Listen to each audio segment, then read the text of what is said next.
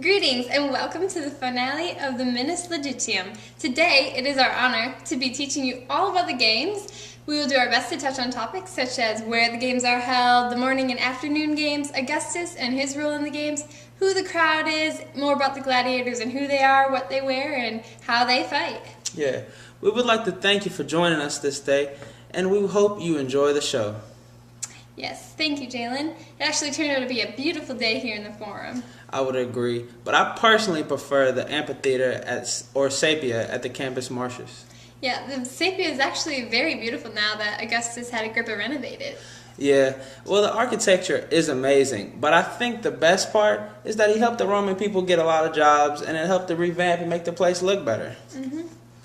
But moving on, let's recap on what happened today in the forum. The games began this morning around 9 a.m. This is when the Venetones, or better known as the Beast Hunts, went down. The Venetones, we saw Beast versus Beast, and also Beast versus Venator, which is a person. Later, after cleaning up the dead animals, we came back, ate our lunch, and then we watched the Metadini.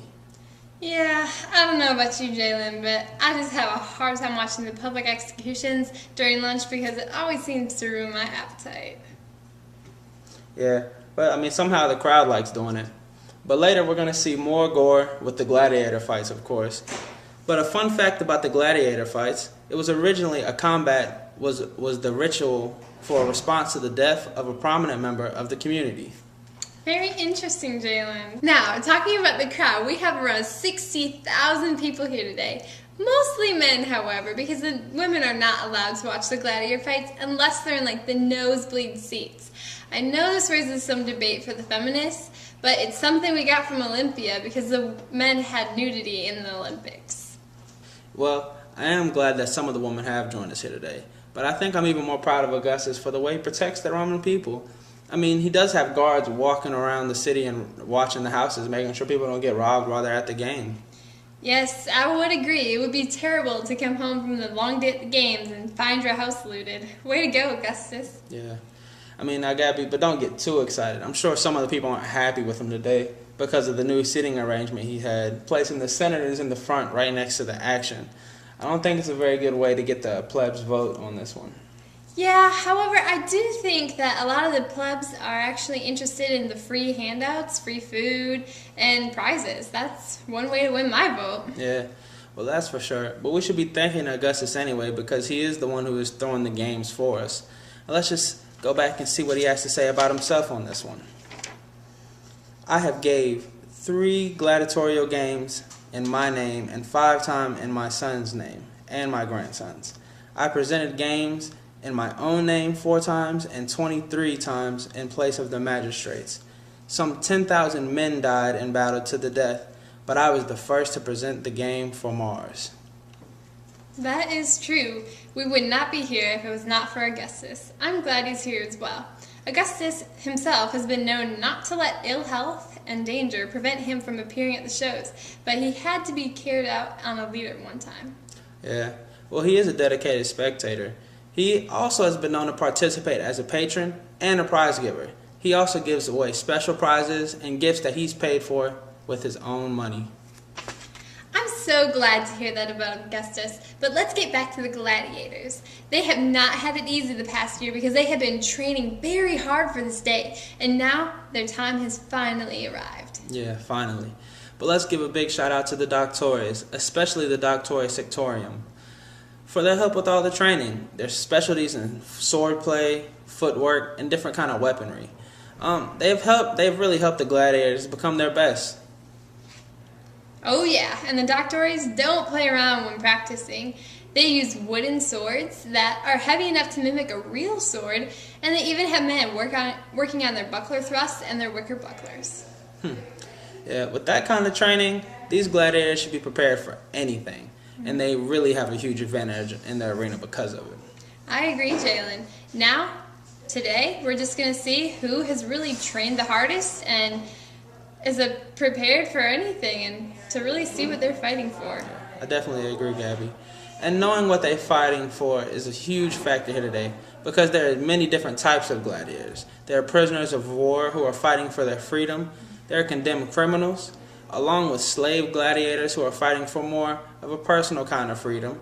And then you have free gladiators who are typically out here for the overall victory and the fame that comes with the gladiators. These factors can really be a game changer. But now, popular to contrary belief, there are rules for gladiatorial combat. Yes. In the middle, you'll see the Sumo-Ruti, who's the chief referee, and may or may not have an assistant with him. Yeah. The Sumo-Ruti has many different jobs during the fight. Like if there's a malfunction in the weaponry, not due to damage during fighting, he would lead to a pause.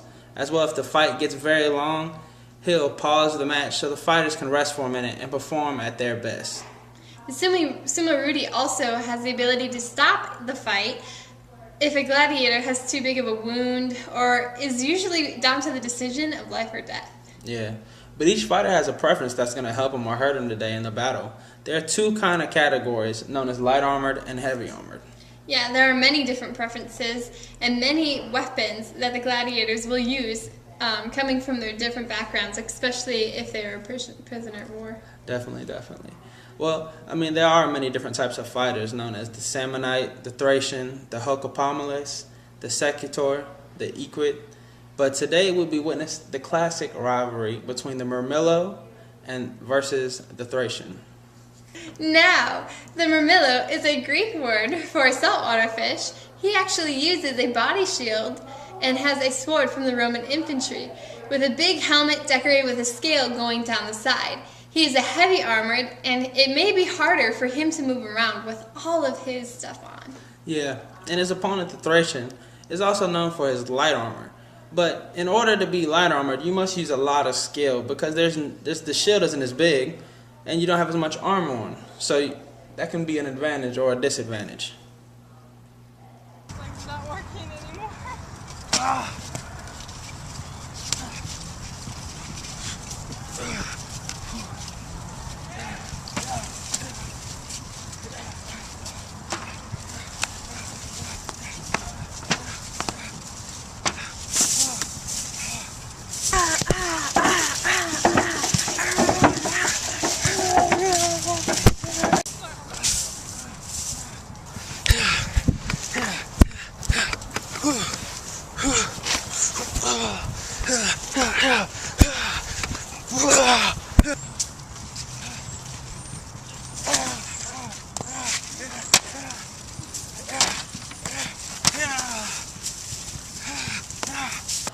What an outstanding finish by the Thracian. The Sumo-Ruti has signaled for the fight to be over. You can really hear the spectators wanting bloodshed today. They're chanting, "Kill, kill, kill!" But wait, the Murmillo has been disarmed, and he raised his right index fingers to the crowd, and Augustus himself asking for mercy and hoping to live another day. Kill him! Kill him! Kill him! Kill him! Kill him! Look up to Augustus. Kill him! The thumbs down.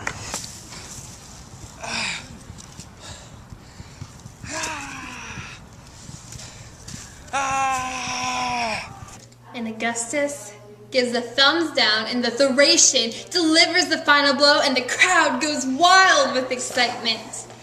Cannot believe it. The ESPN coverage of the gladiatorial games. Catch you later.